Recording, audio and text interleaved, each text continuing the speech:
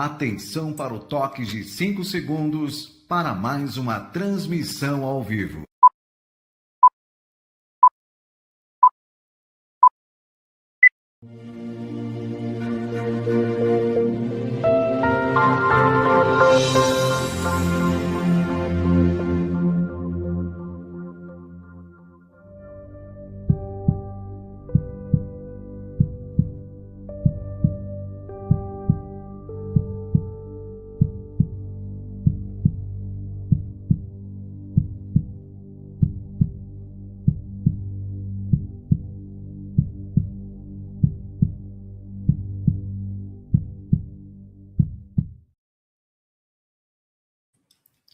Hello, dear friends. Welcome to another episode of Spirit Talks.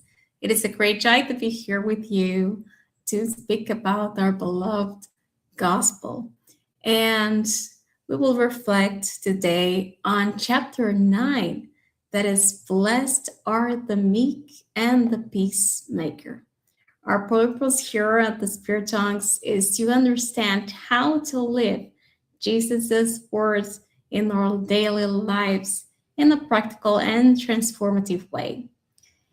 And today's chapter is very fascinating, very challenging. We have selected 2 passages of the gospel for our reflection. And in the first one, Jesus says, "Blessed are the meek, for they shall inherit the earth." This is in Matthew. And also in Matthew, he clarifies, "You have heard that it was said to those of old, 'You shall not murder, and whoever murders will be liable to judgment.' But I say to you that everyone who is angry with his brother will be liable to judgment. Whoever says to his brother, 'Haka,' will be liable to the council, and whoever says, 'You fool,' will be liable to the fire of hell." These are very strong words, aren't they? And so we ask ourselves, what does this mean? If we are meek, how will we inherit the earth? And if we call someone foolish, or if we insult them, will we be condemned? Olá, Ana Paula. Hello, welcome. If I call someone with an insult, is that a reason to be condemned? And what is this condemnation? What does this mean? Should I never say anything negative about someone, even when I know they are doing wrong? So stay with me, because today we will answer all of these questions.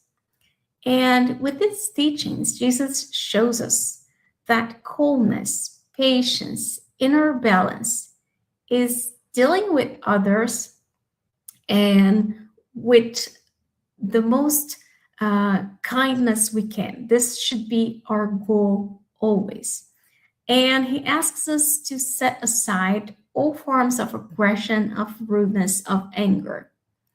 However, if we misinterpret these teachings, this can cause a great confusion among Christians, because many may think they must remain silent in the face of injustice, in the face of evil, believing that meek and peaceful speaks only of love, only of peace. And this is a serious illusion in the world of trials and expiation.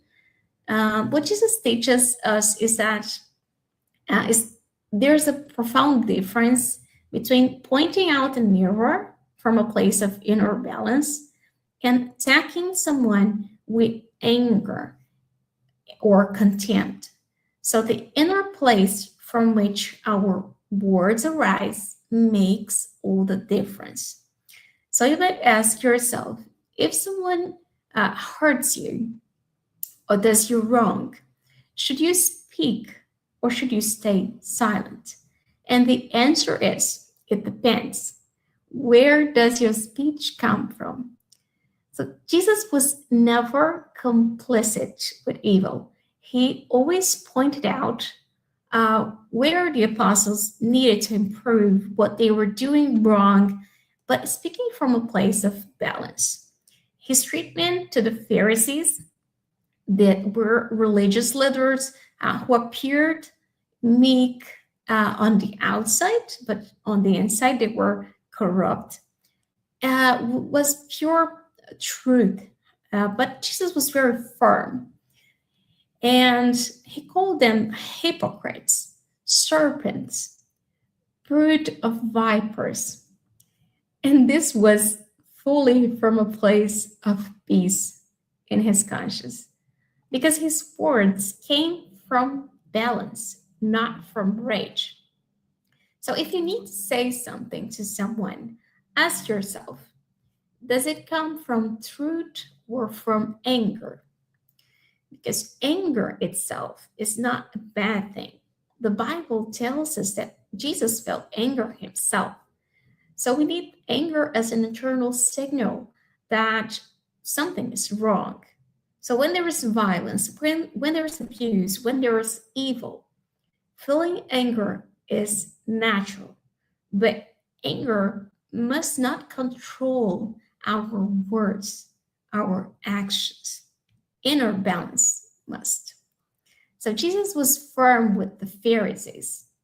But notice that there a big difference of how you are feeling about those words, how the intention changes the vibration of the words. So, for example, if I say a phrase that Jesus said for the Pharisees with rage, I would say, "Woe to you, teachers of the law and Pharisees, hypocrites! For you are like whitewashed tombs, beautiful on the outside, but on the inside full of bones and all kinds of filth. So you also appear righteous to people outwardly, but inwardly you are full of hypocrisy and iniquity." So this statement is charged. It comes from hatred. It's very charged. Now pay attention to the vibration of the same words when they come from a place of inner balance. "Woe to you, teachers of the law and Pharisees, hypocrites!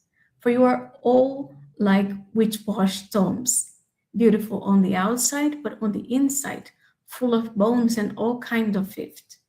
So you also appear righteous to people outwardly, but inwardly you are full of hypocrisy and iniquity." So it's kind of him feeling pity about the Pharisee. It's very different. This statement comes from truth. You do not feel disguise about the people you're talking to. So there's a clear difference between being offensive and speaking the truth. So if you need to say something to someone, where does your speech come from? If it comes from hatred, from anger, from rage, I'll give you an advice that comes from Chico Xavier, and it's about the water of peace. If you feel angry when you are provoked, when you are offended, or you feel the impulse to respond aggressively, just say nothing. Take a sip of water. Do not swallow. Remain silent, holding the water in your mouth until the urge to react passes. So this is the water of peace, until you are calm enough to speak from a place of inner balance. Do not say things that you will regret later. And even words like you are worth nothing, you are a fool, these were considered by Jesus as extremely harmful, both to the one that receives them and to the one who speaks them, because the one who speaks them becomes magnetized to these energies of hatred. So in everything we experience, our intention and level of awareness either aggravate or lessen the mistake. So sometimes a word that seems very small can cause enormous damage. And when we speak offensively from a place of hatred, we go against the law of love that we learned with Jesus himself. And at the same time, we must also be careful to not confuse meekness with naivety. Because naturally, when we are dealing with gentle and peaceful people, we should be meek like a dove. But when we are dealing with those who delight in evil or those who are narcissistic, we must be meek like a serpent. And serpents, they intimidate. They are powerful. They are swords itself. And they have a lot of authority. But if the serpent uses the authority to attack, it can kill. So the challenge of meekness then is to speak the truth, to express what hurts us, and to point out errors, but from a place of inner balance, so that other learns to respect our boundaries. And if you do not express what you feel when someone wrongs you, if you repress what is happening inside you in the face of an incorrect attitude, this is some kind of denial of your own truth and identity. It becomes an accumulation of emotional waste. So it is essential to know how to express what bothers us in a very respectful way, of course. You can say words like, I didn't like your attitude, or the way you are handling this situation is wrong and it will have this impact. Or, I understand your point of view, but I think differently. Or, I feel uncomfortable with this situation.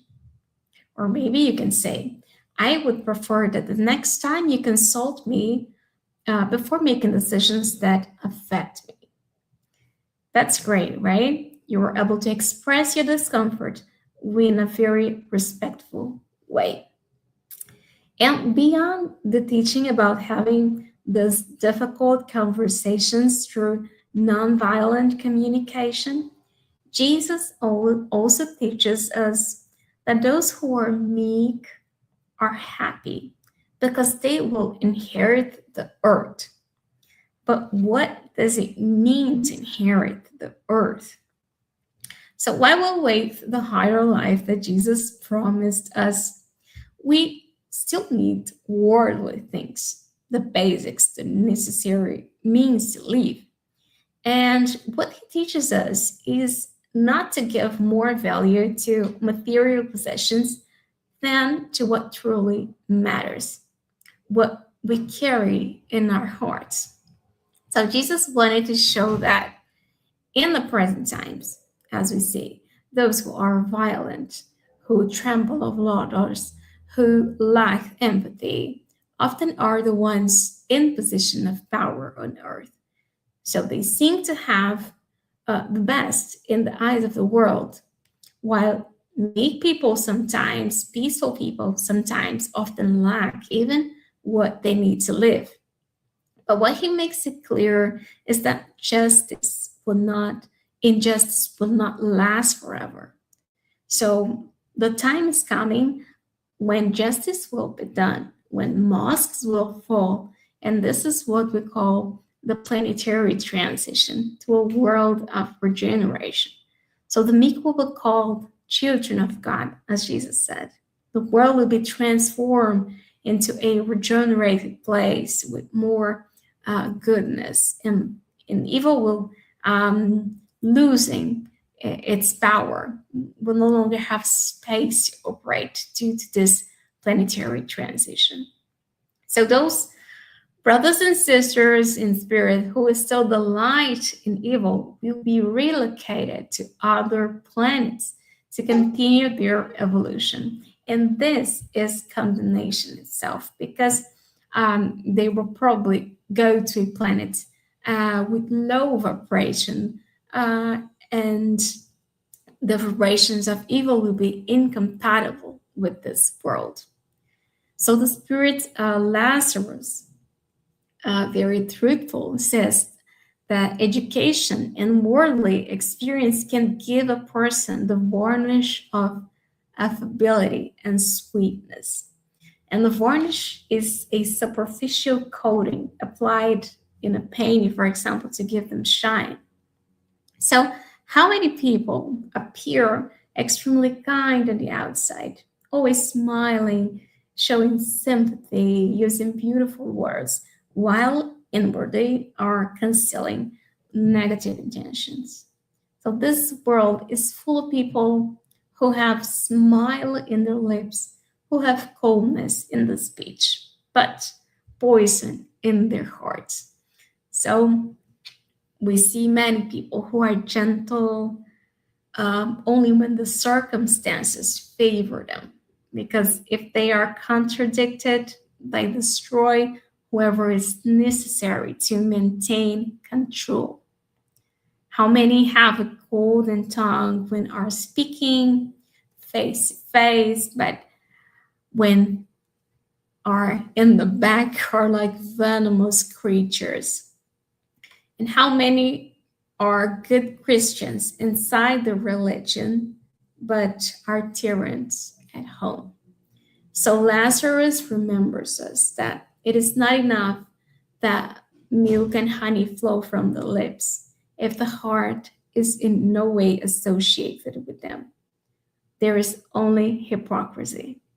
Notice that here he points out hypocrisy. He identifies the error, but from a place of inner balance.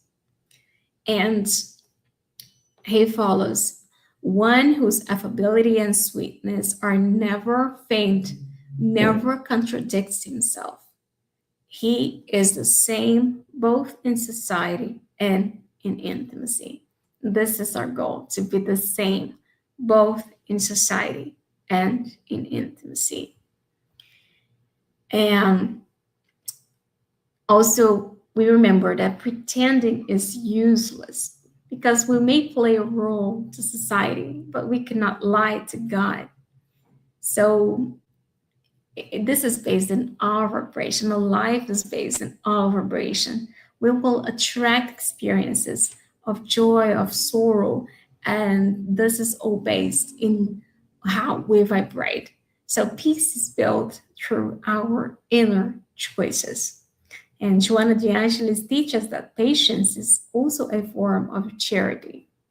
And she considers that giving things to the poor is the easiest of all charities, but there is a far more painful and a far more meritorious charity. There is forgiving those that God places in our path as instruments of our suffering, test our patience.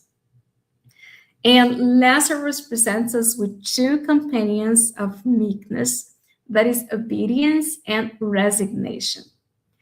And God does not impose anything to us. He proposes a reincarnatorial plan that would be the most effective one for our evolution. But the lack of obedience and resignation inevitably leads to anxiety, to existential emptiness. Those who resist changing enter in a state of deep inner restlessness. Lazarus says the pusillanimous, which means the cowardly, the fearful, cannot be resigned, just as the proud and the selfish cannot be obedient. So many people feel uneasy with the words obedience and resignation because they seem to suggest a denial of feeling and personal will. However, to be obedient is precisely to reach a state of inner balance in which one's will become aligned with the Father's will. And that is why for those who have learned to master themselves, in Lazarus' words, obedience is the consent of reason. Because one is able to perceive meaning in God's plans, or even when he or she does not fully understand them, there is a faith, a recognition that his superiority is guiding our lives.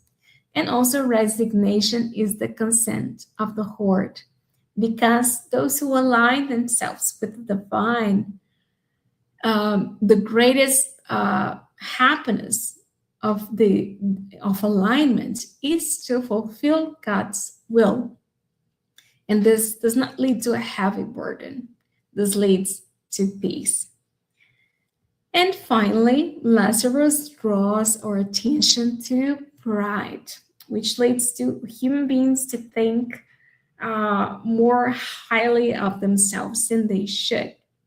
So making them unable to tolerate comparisons or opinions that might diminish them. Pride leads to anger.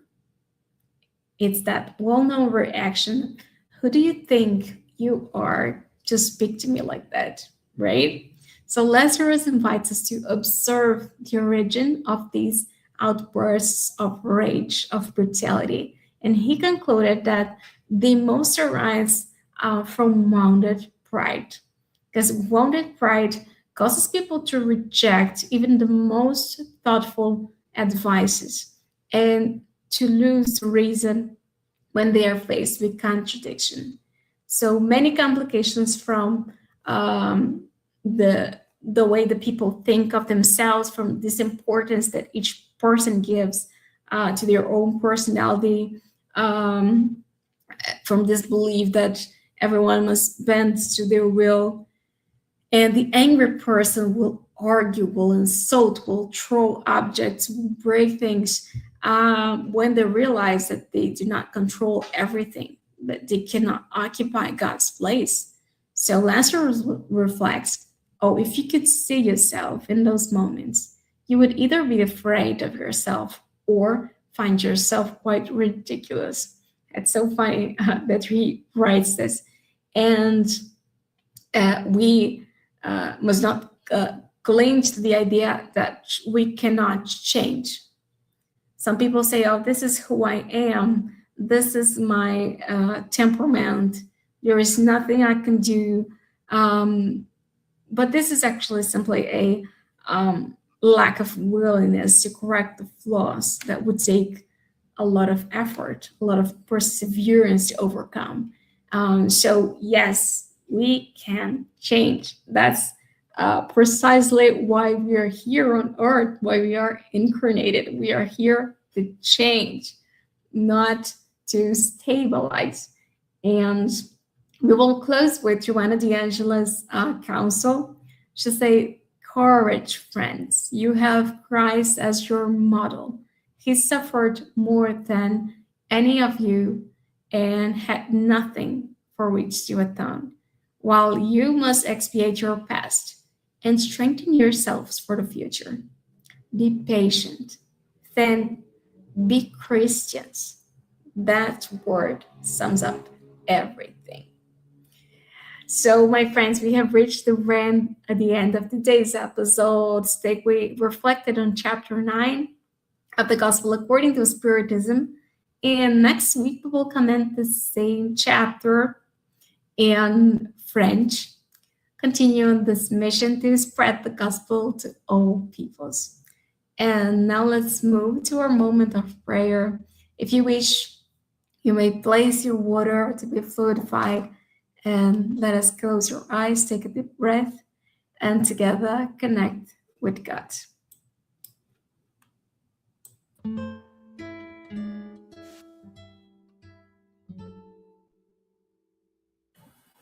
Lord Jesus, we place our hearts before you and ask, teach us true meekness. May we not confuse gentleness with weakness, nor firmness with aggressiveness. Grant us balance to speak the truth without hurting, to correct without humiliating, and to set boundaries without hatred. When anger tries to take control of our words, help us to become silent within before responding outwardly. May our speech arise from inner balance, not from wounded pride. Deliver us from the hypocrisy of appearances and transform our inner selves so that we may be the same in every place. Grant us patience in our trials, resignation in the face of what we cannot change, and courage to change what needs to be transformed within us. May we learn to govern our emotions, for this is how we begin to inherit the earth, by mastering ourselves. Stay with us and shape our hearts according to yours. So be it.